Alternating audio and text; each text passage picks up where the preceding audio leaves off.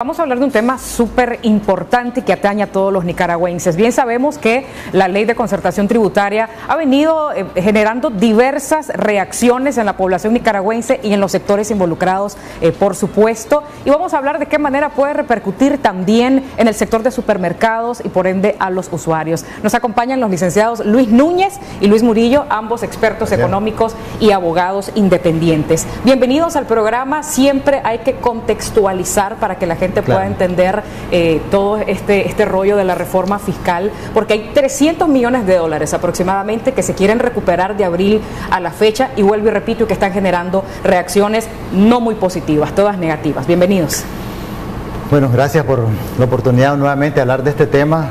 Yo sigo insistiendo, el momento no es el mejor para implementar este tipo de reforma. Creo que también ya el sistema tributario también requiere una revisión más de fondo, mucho más de fondo, para analizar las equidades e inequidades que hay en el sistema. Esta es una reforma que va encaminada, como mencionabas, a obtener 300 millones de dólares en una economía que no sé pues de dónde se van a obtener los recursos, porque ya el sector privado está también tocando fondo, no tocando fondo, pero sí ya comienza a sentir el peso de la crisis. ¿Verdad? Vemos los bancos como el sistema financiero está comenzando a ver la salida de ahorro. No es que estén trabajando mal, sino que la gente obviamente saca sus ahorros para mantenerse porque se quedaron sin trabajo. Gente que está sin trabajo no está consumiendo, y entonces el panorama de estas dos reformas, del INS y reforma tributaria, es bastante precario, a mi criterio, ¿verdad? Cualquiera de los dos que nos pueda explicar el proceso, ¿verdad? Todo este procedimiento, cuando se discutió en la Asamblea Nacional, ¿verdad? Se llevó a la Comisión Económica, luego regresa la discusión al plenario. Es muy importante, Luis Murillo, por ejemplo, mencionarle a nuestros amigos televidentes cuál es ese proceso, ese protocolo, porque me imagino que en cualquier momento se estaría realizando ya la aprobación final de esta reforma fiscal. Sin embargo, estas reacciones que han sido generadas son tomadas en cuenta, escuchan en la Asamblea Nacional los diputados, los representantes de los diferentes partidos políticos lo que está sucediendo, lo que se está diciendo, y pudiese tomarse una decisión de echar para atrás esta reforma, o no hay salida. Bien, creo que esta es una norma, ¿verdad? Como toda creación de norma, tiene que haber un anteproyecto, tiene que haber una discusión, tiene que haber un dictamen. Sin embargo, hay un elemento muy delicado, y es el hecho de que está referido sobre todo a la reforma tributaria. Sí. Y eso afecta de una u otra manera a todos los agentes económicos, y por ende debe de haber no una revisión, sino una reforma estructural.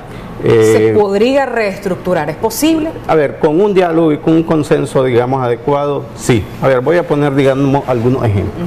Aquí en este país muchas veces se han tomado algunas decisiones de carácter fiscal que son bastante coyunturales. Un ejemplo muy clásico: yo recuerdo que en el año de 1992, el señor Antonio Lacayo, que era el ministro, ¿verdad?, poderoso de doña Violeta, hizo una reforma, ¿verdad?, personal, y fue el hecho que en el año de 1992 hubo una zonada, y la cooperación internacional amagó por disminuir los recursos. Entonces, en ese momento, el planteamiento ante la Asamblea Nacional fue que, como se preveía una disminución de los recursos, de manera momentánea incrementaran el IVA del 12 al 15%, pero al parecer se tuvo amnesia y prácticamente quedó igual acá.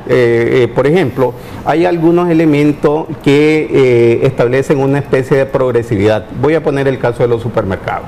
En el caso de los supermercados hay una justificación que a mí me parece inadecuada, y es el hecho de que los supermercados son una red de distribución de la familia, que, dicho sea de paso, han quebrado a muchas pulperías y a muchos pequeños negocios que prácticamente subsistían.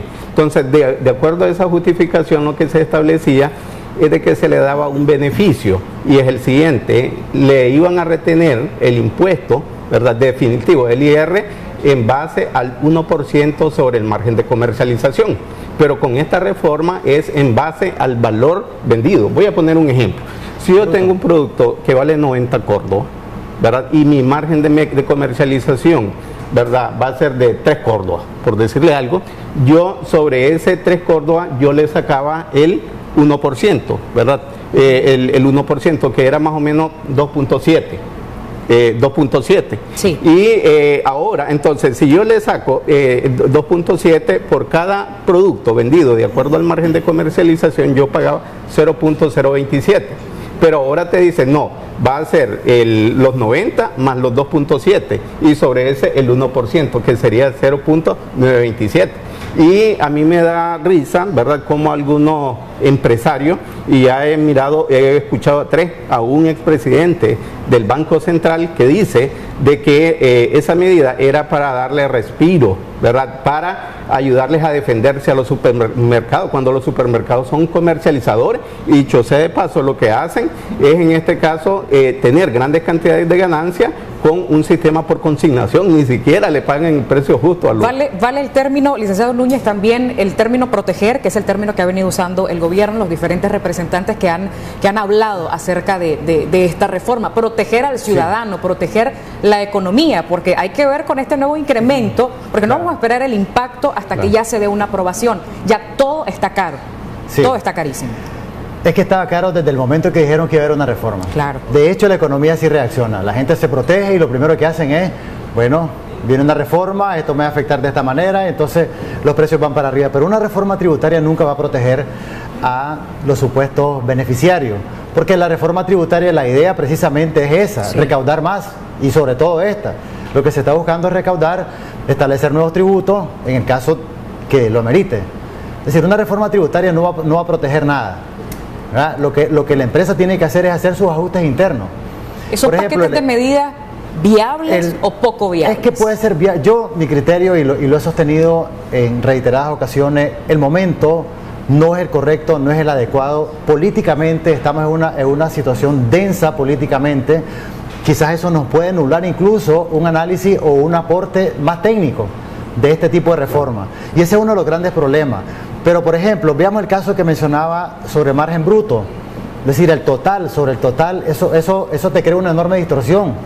Porque generalmente esos 90 córdobas, por ejemplo, que me puede costar un producto y tengo que deducir una serie de gastos, van costo de mantenimiento de toda la planta donde tengo los productos, el costo de los empleados, incluso aquí hay temas hasta de marcas, o sea, hay una serie de factores que inciden en ese margen bruto, pero que escapan a la empresa. Cuando vos tomas como referente el margen bruto, realmente se corre el riesgo de introducir una enorme distorsión en el modelo. Y todo es un círculo, hay una zozobra increíble, claro, por decirlo así, porque usted mencionaba las marcas. Sí. Hay muchas marcas que todavía están existentes en el país, que uno las puede encontrar en todos los productos que están distribuidos, claro, en los estantes de los supermercados. Muchos se han retirado, otros están como dando pasitos, sí, inciertos. Algunas medidas que están tomando en los supermercados, estimados, es no sé, hacer promociones, porque es una industria, son bodegas enormes de productos, y hacer una especie de promociones para beneficiar de alguna manera a los consumidores. Bien. A mí me gustaría, digamos, plantear dos cosas. Uno, yo estoy totalmente de acuerdo con Luis de que siempre pagar impuestos no es nada agradable para nadie. Sí. Sin embargo, una verdadera reforma tributaria tiene que modificar de la regresividad a la progresividad. Y hay algunos elementos. Yo siempre, sí, he dicho 2 puntos que podrían hacer más regresivo al sistema. Revisemos, ¿verdad?, con estudios en mano, los subsidios, exenciones y exoneraciones. Y 2, miremos realmente cuáles son los micros, medianos y pequeños empresarios. Porque aquí en los mercados, por ejemplo, hay personas que mueven grandes volúmenes de recursos y pagan cuota fija. Entonces, ¿de qué sistema tributario estamos hablando? Desde el punto de vista de los supermercados, creo que los supermercados tienen que mejorar sus estrategias, incluso de mercadeo, y tener cuidado en la parte de cómo venden sus productos. Voy a contar de una manera muy más práctica qué fue lo que me sucedió y lo voy a decir, en el Maxi Palí, que está enfrente de Migración. Y donde se supone que son productos más baratos. Más baratos. Es muy buscado por la gente precisamente porque hay bastante diferencia de precios. Así es. Bien, voy al exhibidor donde venden menús de pollos para mis perros. Okay. Entonces, en ese momento yo miro en el exhibidor un precio que valía 13, no decía así por libra, por ración, etcétera. ¿Y usted lo vio atractivo el precio? Yo lo miro atractivo, pero me quedo con desconfianza. Saco el producto y habían 2 raciones, ¿verdad? Y decía 54. Entonces yo le digo a la persona, mire, ¿cuál es el verdadero precio? ¿El interno o el externo? Entonces, no, es por libra, pero yo todavía no me quedo conforme, lo voy a pesar, ¿verdad? Y no me salen los 13 por lo que pesó. Se siente engañado. Pero me fijo más específicamente en la etiqueta y lo que decía era pierna congelada. Es decir, me estaban tratando de vender pierna congelada por menudo de pollo. Y prácticamente eso es una estafa desde el punto de vista jurídico aquí y en cualquier lugar. Y el otro, en ese mismo supermercado me dijeron de que a partir del 1 de febrero establecían una campaña ecológica en donde ya no iban a utilizar bolsas plásticas. Pero es que ahora te la están vendiendo. Entonces, ¿dónde está esa campaña ecológica? Es muy importante también mencionar que los nicaragüenses se apoyan. La economía crece por el aporte del mismo nicaragüense, pero obviamente el ciudadano, la ciudadana no va a velar por el bien de las grandes empresas, en este caso de un supermercado, va a velar por el bien de uno. Uno varía sus compras, hay cosas que uno compra en el mercado, hay otras cosas que sí preferimos comprarlas en los supermercados y buscamos cómo hacer un balance. Creo que aquí hay un tema muy interesante a propósito de eso. Realmente quien está llevando la pauta de esto es la ciudadanía o, llamémoslo en términos económicos, los consumidores, sí, que son los que compran. Nosotros medimos nuestro Producto Interno Bruto por todo lo que se produce, pero a veces nosotros olvidamos que eso que se produce, lo importante es cuánto se consume, cuánto consume la economía nicaragüense. En otros países se mide el Producto Interno Bruto a partir del consumo. En este caso, la misma crisis política está incluyendo un factor. Algunos dicen, no, es que estos son meramente económicos. No, también es político. Se está introduciendo un factor político, la gente no está reaccionando a, por ejemplo, a verlo todo con normalidad. Aquí es cierto, hay unos bares en la noche que están abiertos, hay unos establecimientos, pero realmente si nosotros comenzamos a ver, todos los indicadores vienen en picada, porque la gente no reacciona. Es decir, el consumo es lo que está marcando también una pauta importante. Ahora, la justificación, y a propósito de lo que hablaba del sistema, lo que hablaba Luis del sistema, que hay que revisar qué tan regresivo o qué tan progresivo se puede hacer. La justificación de esta reforma es meramente recaudatoria. Ellos hablan de recuperar dinero, se menciona alrededor de $300 millones, y solamente se está pensando en eso. No se habla de que si realmente este impuesto va a afectar o no va a afectar, que si vamos a hablar de progresión o regresión del sistema. Y eso nos da la medida realmente por dónde es que viene esta reforma. Porque esos 300 millones son básicamente para cubrir hoyo. No es para, también no esperemos que esto va a expresarse en mayor desarrollo. Porque si estamos bien y vamos a buscar 300 millones adicionales, pues digo, me queda la duda para carretera, porque necesitamos hacer esto, necesitamos hacer lo otro.